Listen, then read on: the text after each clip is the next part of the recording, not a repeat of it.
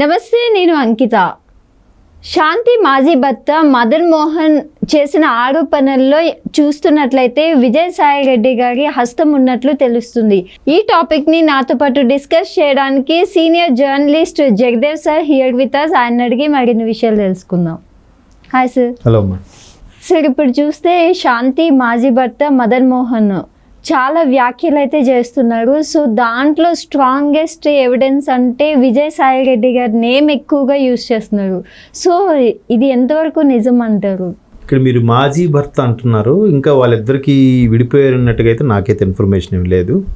Maybe అంటే ప్రస్తుతానికి స్ట్రగుల్స్లో ఉన్నారు కాబట్టి కొంతమంది ఎట్లాగే సంబోధిస్తుండొచ్చు మాజీ భర్తని. అయితే ఆయన ఇంతకు ముందు పెట్టిన ప్రెస్ మీట్లో నిజంగా మీరు అన్నట్టు సంచలన వ్యాఖ్యలు చేశారు. విజయసాయి రెడ్డి లేదంటే ప్రతాప్ రెడ్డి అనే వ్యక్తులు DNA టెస్ట్కి రావాలి, క్లారిటీ వచ్చేస్తుంది, తేలిపోతుందని అని చెప్తూనే మరో మాట ఏమన్నారంటే, నేను అతను తన భార్యకి శాంతికి గట్టిగా పట్టుబట్టి అసలు ఏంటి నీ ఈ గర్భధారణకి గల కారణం ఎవరు ఏంటి అని గట్టిగా మాట్లాడినప్పుడు, ఏం కాదులే విజయసాయి రెడ్డి గారితో డీలింగ్స్ ఉన్నాయి, ఆయన ఏజ్డ్, ఆయన కాలం చేశాక ఆయన ఆస్తులు పాస్తులు మనవే కదా అన్నట్టుగా ఈవిడ అందని. ఓకే.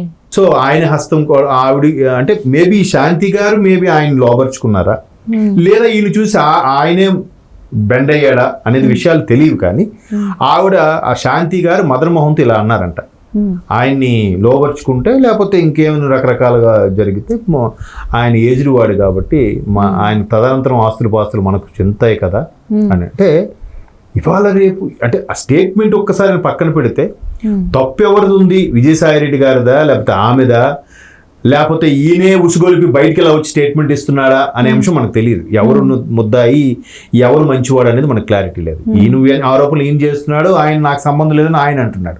మొత్తమే శాంతి గారు ఎక్కడ తెర మీదకి రావట్లేదు. ఒక ఫిమేల్గా ఆవిడ బదనాం అవుతుందని మేబీ రాకపోయి ఉండొచ్చు. బట్ తప్పు ఎవరిదని ఆలోచిస్తే, మొత్తం మీద ఇదే కోణంలో ఆలోచిస్తే అసలు సొసైటీలో వాల్యూస్ ఎట్టిపోతున్నాయి.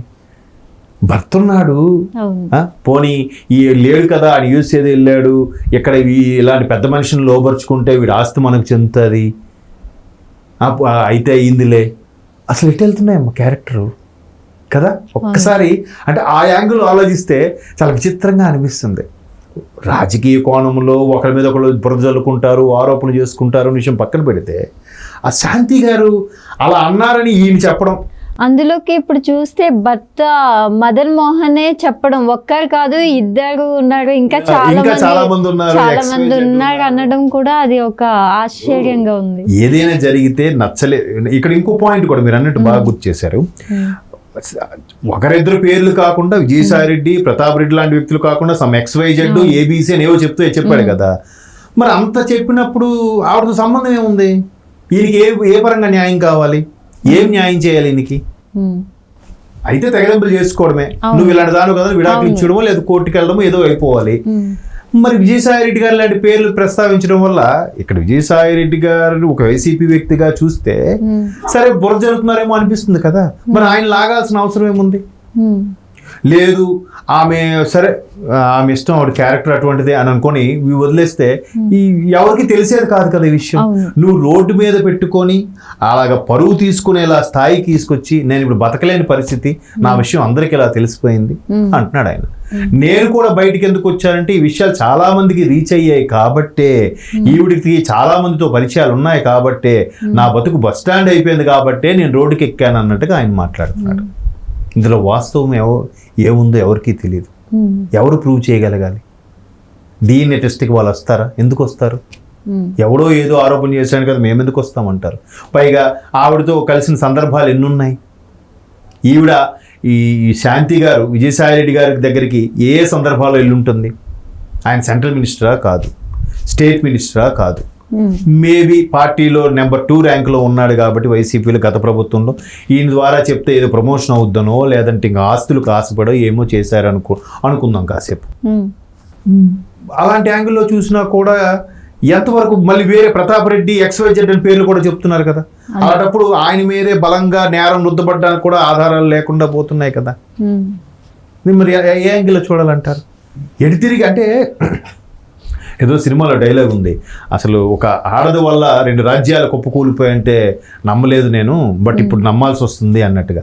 సో ఇప్పుడు విజయసాయి రెడ్డి గారు అసలే ఇంకా ఎంపీగా ఇంకొన్ని నెలలు ఉందో తెలియదు. జగన్మోహన్ రెడ్డి గారి గవర్నమెంట్ కుప్పకూలిపోయింది. ఎక్కడ ఆల్రెడీ జగన్మోహన్ రెడ్డి గారికి సంబంధించి కేసుల్లో A2గా చాలా కేసుల్లో విజయసాయి రెడ్డి గారు ఉన్నారు. ఈ అంశాల మీదే తలనొప్పిగా ఉంటే ఇప్పుడు మళ్ళీ ఇది ఒక కొత్త అంశము. అంటే అతన్ని బదనాం చేయడానికి ఇలా వచ్చిందా, లేదంటే అంత ధైర్యంగా ఆయన ఆ పేరు ఎందుకు పెట్టాడు? భార్య ఒక ఆడదాని పేరు మెన్షన్ చేస్తూ, ఆవిడేం చిన్న ఏదో అన్నోన్ హోమ్ మేకరో కాదు, దేవాదాయ శాఖలో అసిస్టెంట్ కమిషనర్గా ఉన్నట్టు గజిటెడ్ ఆఫీసర్ ఆమె. మరి అటువంటి కమిషనర్ ర్యాంక్లో ఉన్న ఆవిడ పేరుని, పేరుతో పాటు ఆయన క్యారెక్టర్ని, ఆవిడ క్యారెక్టర్ని 10 మంది ముందు పెడుతున్నాడంటే ఏదో జరగకపోతే అంత ధైర్యంగా పెట్టడే కదా అనేది ఒక యాంగిల్. అంత ఆయన నిజంగా ఏదో జరగకపోతే, లేకపోతే ఆయనకి ఎవరైనా మభ్య పెట్టడమో భయపెట్టడమో, ఏదో జరగకపోతే ఈయన రోడ్డుకి ఎక్కడు అనే యాంగిల్లో ఆలోచిస్తే మేబీ జరిగిందేమో అనిపిస్తుంది. ఇంకోవైపు ఆలోచిస్తే ఆయన మెన్షన్ చేసిన పేర్లు ఒక 10 పేర్లు ఉన్నాయి, XYZ ABC అని. ఈ పరంగా చూస్తే ఎందుకు ఊరికే అతను బద్నాం చేయడానికి మెన్షన్ చేశాడా అని అనిపిస్తుంది. మొత్తం మీద ఆయన ఏమంటున్నాడు, నా భార్య విజయసాయి రెడ్డి గారిని కలుసుకుందన్నమాట వాస్తవం, అది ఆమె నోటితోనే చెప్పింది. అది చెప్తూనే ఆయన ముసలోడు కదా, ఎన్నాళ్ళు ఉంటాడు, ఆయన పోయాక ఆయన ఆస్తులు మనమే దక్కించుకోవచ్చు కదా, అప్పుడు మనద్దరం హ్యాపీగా ఉండొచ్చు కదా అనే యాంగిల్లో భర్తతో కన్విన్స్ చేసే ప్రయత్నం చేస్తోంది అన్నట్టుగా మదన్ మోహన్ గారు ప్రెస్ మీట్లో చెప్తున్నారు. చూడండి, ఒకవేళ అంటే అలా చెప్పిన తర్వాత ఈయన ఎప్పటి నుంచి ఇది రభస జరుగుతుంది అనేది పెద్ద బిగ్గెస్ట్ క్వైరీ. అంటే ఒక విధంగా సోషల్ మీడియాకి ఏదో ఫీడ్ ఇచ్చినట్టుగా మాట్లాడుతున్నాడా అని డౌట్ వస్తుంది. ఎందుకంటే 2022 జనవరిలో వెళ్ళిపోయాడంట అవుట్ ఆఫ్ కంట్రీ, సెప్టెంబర్లో వచ్చేసాడంట. మరి అప్పటి నుంచి ఏం జరుగుతుంది? ఇది 2024 జూలై కదా, 22 సెప్టెంబర్ అయిపోయిన తర్వాత 23 సెప్టెంబర్ అయిపోయింది, 24 సెప్టెంబర్ కూడా ఇంకో 2 నెలల్లో వచ్చిపోతుంది. ఆల్మోస్ట్ సంవత్సరం 8 నెలలు, సంవత్సరం 10 నెలల తరువాత, అంటే దగ్గర 22 నెలల తర్వాత ఈ అంశం తెర మీదకి వచ్చింది. ఇప్పుడు అందరికి వచ్చే డౌట్ ఏంటంటే, ప్రభుత్వం పోయింది కాబట్టి ఆయన మీద ఆరోపణలు, ఇదే ఛాన్స్ దొరికాడు.